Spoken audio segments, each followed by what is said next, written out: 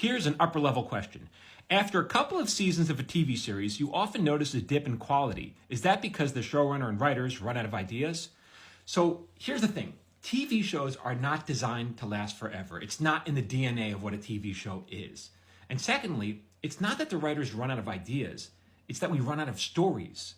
So a story explores the emotional terrain between two characters. So let's say we're doing a TV show about two best friends. And in this one episode, one best friend is jealous of the other best friend. And now he's not acting the way a best friend should. Okay, good, we can do that.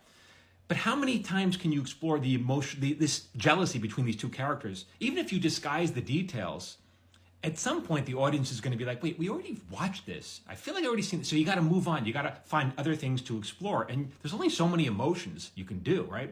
So at some point you might introduce a new character, or you might put that old character on an arc.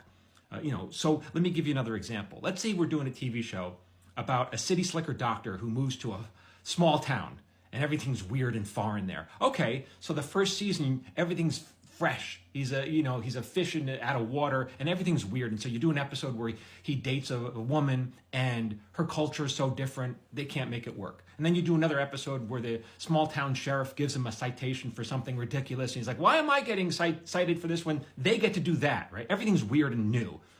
By season 2, you can't really play that dynamic anymore because he's no longer the new guy in town. He's been there a long time. He should know kind of how it works. So now this character is becoming a little more, acclimated. And what you loved about the show in the beginning is no longer the show. You can't keep playing that anymore. So you may decide you don't like the show anymore, right? So you might, on season 2, maybe you put this character on an arc. For example, maybe you do an episode where a city slicker lawyer moves to town. And she has the same problems that this guy had in season 1. And so now he finds himself defending the town because he likes the culture now, which is weird for him. I can't believe I'm defending this, right? Okay, you explore that dynamic. Eventually, you're running out of things to do with that. So again, you're moving the character further and further away from what the show was in the beginning. And maybe the writers are able to navigate this well. I mean, when we come up with ideas, like we think you're going to like it, we like it, but it's hard to know if you're going to like it. And we don't even know whether it actually works until we shoot the damn thing. So a lot of this is, just our best guess. Take a show like Breaking Bad. In my opinion, the best show ever. I love Breaking Bad. But what was that show about, right? So you had a meek chemistry teacher, high school teacher. He's dying. And so in order to leave his family with something, he has this act of desperation and becomes a drug dealer. So he's really a fish out of water. And in the first few seasons, or first few episodes at least, he's like, this is all crazy and new. How do I navigate this? But by season 2 or 3, he's no longer, he's a successful drug dealer. You can't play that stuff in the beginning anymore. You have to change it. And maybe you don't like that. I thought they handled it brilliantly.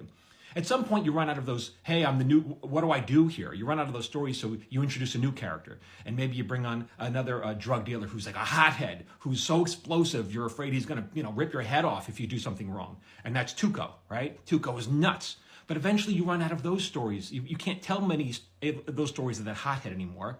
So you give him a new foil. You kill Tuco off, you give him a new foil, and you do the exact opposite of Tuco. You give a guy, his new foil is so emotionally restrained, you don't even know what he's still, feeling or thinking. It's like, does he have any emotions at all? He's like a robot, and that's even more terrifying because you don't even know where you stand with that guy.